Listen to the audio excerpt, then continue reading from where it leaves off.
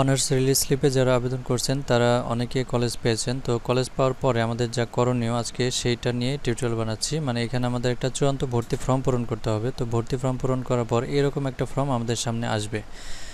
মানে এইরকম একটা ফর্ম আসবে, 2 পেজের একটা ফর্ম। এটাকে নিয়ে আমাদের কলেজে জমা দিতে হবে। অবশ্যই পুরো ফর্মটা নির্ভুলভাবে করতে হবে। যদি এখানে কোনো ভুল থাকে সেই ক্ষেত্রে আমাদের ভর্তি তারা নেবে না বা ভর্তি হতে সমস্যা হবে। এর জন্য অবশ্যই নির্ভুলভাবে আমাদের এই ফর্মটা পূরণ করতে হবে। তো এর জন্য আমাদের ওয়েবসাইটে চলে যেতে হবে। আর আমাদের প্রথমে যে আমরা অ্যাপ্লাই করছিলাম, অ্যাপ্লাই যে রোল এবং পিন নাম্বার দিয়েছিল, আমাদের ওই রোল আর পিন ব্যবহার করে আমাদের এই ফর্মটাকে পূরণ করতে হবে। এর জন্য আমাদের প্রথমে চলে যেতে হবে ন্যাশনালের যে ভর্তির যে ওয়েবসাইটটা আছে সেই ওয়েবসাইটের মাধ্যমে আমরা প্রথমে একটা ব্রাউজারে চলে আসবে। এরপরে ওই যে লিঙ্কটা আর কি, ওই লিঙ্কে ক্লিক করে ওখানে যেতে হবে। লিঙ্কটা আমি আমার ভিডিও ডেসক্রিপশন বক্সে দিয়ে রাখবো, জাস্ট ক্লিক করে চলে আসবেন। তারপর এই রোল আর এই পিন ইউজ করে আমরা এখানে লগ ইন করবো। এরপর আমি দেখাচ্ছি।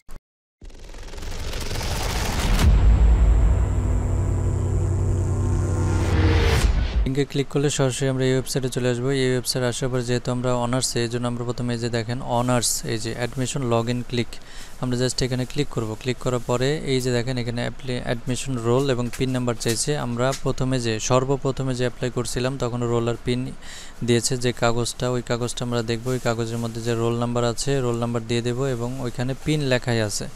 তো ওই পিন নাম্বারটা এখানে বসিয়ে জাস্ট লগ ইনে ক্লিক করলে আমরা আমাদের পেজে চলে আসব। মানে আমাদের যে প্রোফাইল, সেই প্রোফাইলে চলে আসব। সেখানে আমরা কোন কলেজ পেয়েছি সেটা দেখাবে এবং ওইখানে ফর্ম পূরণ করার অপশন আসবে। আমি লগ ইনে ক্লিক করছি।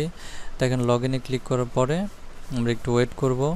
এরপর দেখেন আমাদের এখানে কি লেখা আছে। আমরা এই যে দেখেন অ্যাকাউন্টিং সাবজেক্ট পেয়েছি এবং এখানে একটা কলেজের নাম দেওয়া আছে, মানে এই কলেজে আমি এই সাবজেক্টটা পেয়েছি। এরপরে দেখেন এটার নিচে কি লেখা আছে, অ্যাডমিশন ফর্ম লেখা আছে।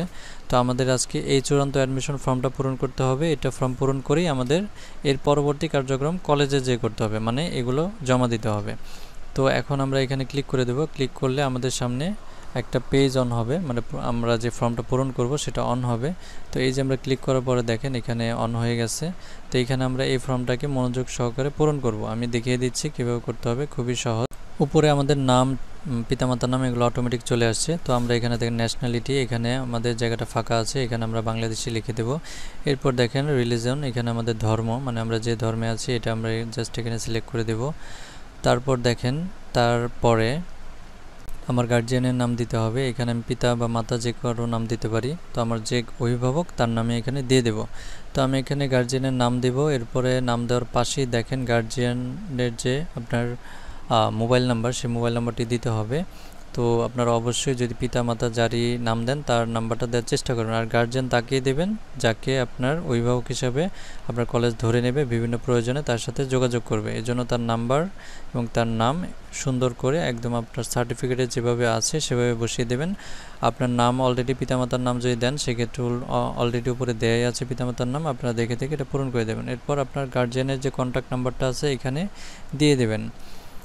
এরপরে দেখেন এর নিচে আছে আপনার গার্জিয়ানের বাৎসরিক ইনকাম, এখানে 1 বছরে যত ইনকাম হয় সেটা দিতে হবে। আপনারা এখানে যেটা করবেন, জাস্ট আপনার ধরেন আপনার পিতা বা মাতা মাসে ধরেন 10,000 টাকা ইনকাম করে, এটা কথার কথা আর কি, কম বেশি তো অবশ্যই হবে।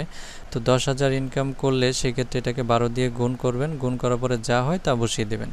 তো এরকম কারো কম হতে পারে, কারো বেশি হতে পারে। সেক্ষেত্রে 1 বছরে যেটা আসে ওইটা 50,000, 1 লাখ, 2 লাখ, 3 লাখ যা হয় এটা বসিয়ে দেবেন। এরপর দেখেন আপনি মাইগ্রেশন অন করতে চান কিনা। তো ইয়েস হলে ইয়েস, নো হলে নো। মাইগ্রেশন অন করলে ধরেন আপনি যখন সাবজেক্ট বা কলেজ চয়েস দিচ্ছেন, তো সেইখানে আপনার ধরেন 3 নাম্বারটা আপনার চলে আসছে, সেক্ষেত্রে মাইগ্রেশন অন থাকলে যেটা হবে 1, 2 মানে উপর দিকে যেতে থাকবে, 1, 2 মানে 2, 1 এইভাবে উপর দিকে। 3 নাম্বারটা আসলে উপর দিকে, যদি 1 নাম্বার আসে তাহলে কোথাও যাবে না। আর যদি ধরেন আপনার 3 নাম্বার আসছে, আপনার এটাই ভালো লাগছে, সাবজেক্টও পছন্দ হয়েছে, কলেজও ঠিক আছে, আমার চেঞ্জ হওয়ার দরকার নেই, সেক্ষেত্রে আপনারা মাইগ্রেশন অন করার দরকার নেই। তো আর যদি চান যে না এটাও ঠিক আছে, বাকি আপনার যদি আর একটু বেটার হয়, 1, 2 আরও বেটার আছে, সেক্ষেত্রে আপনি অন করে রাখবেন। তো সম্ভাবনা থাকবে 1 ও 2 যাওয়ার সম্ভাবনা থাকবে, তবে হবে যে শিওর না, হতেও পারে। তো সেক্ষেত্রে আপনাদের ইচ্ছা মতো আপনি এটা অন করতে পারেন, নাও করতে পারেন।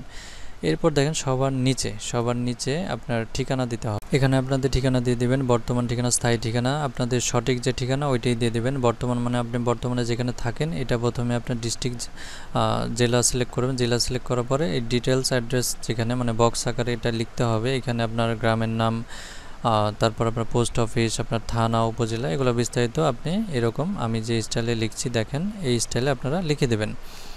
প্রথমে গ্রামের নাম দিলেন, এবার ডাকঘর দিলেন, থানা দিলেন, জেলা দিলেন। না, জেলা তো উপরে আছে, জেলা দিতে হবে না, থানা, ডাকঘর, উপজেলা বা থানা দিয়ে দিলেই হবে।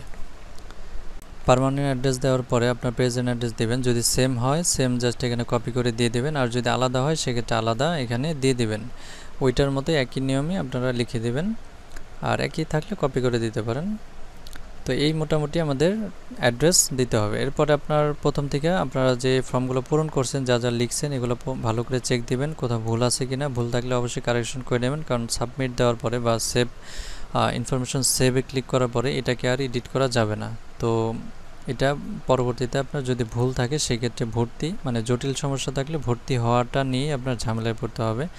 ছোটোখাটো প্রবলেমে হয়তো বা ছাড় পাওয়া যায়, কিন্তু বড় সমস্যায় হয় না, ছাড়টা দিতে চায় না।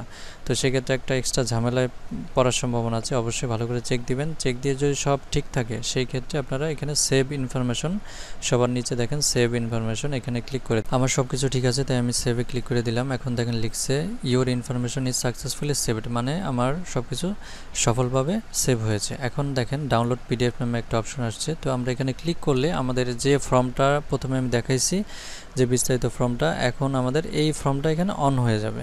মানে আমাদের চূড়ান্ত যে ফর্মটা আমাদের হয়ে গেছে, এই ফর্মটা জাস্ট আমরা ডাউনলোড করে নিব।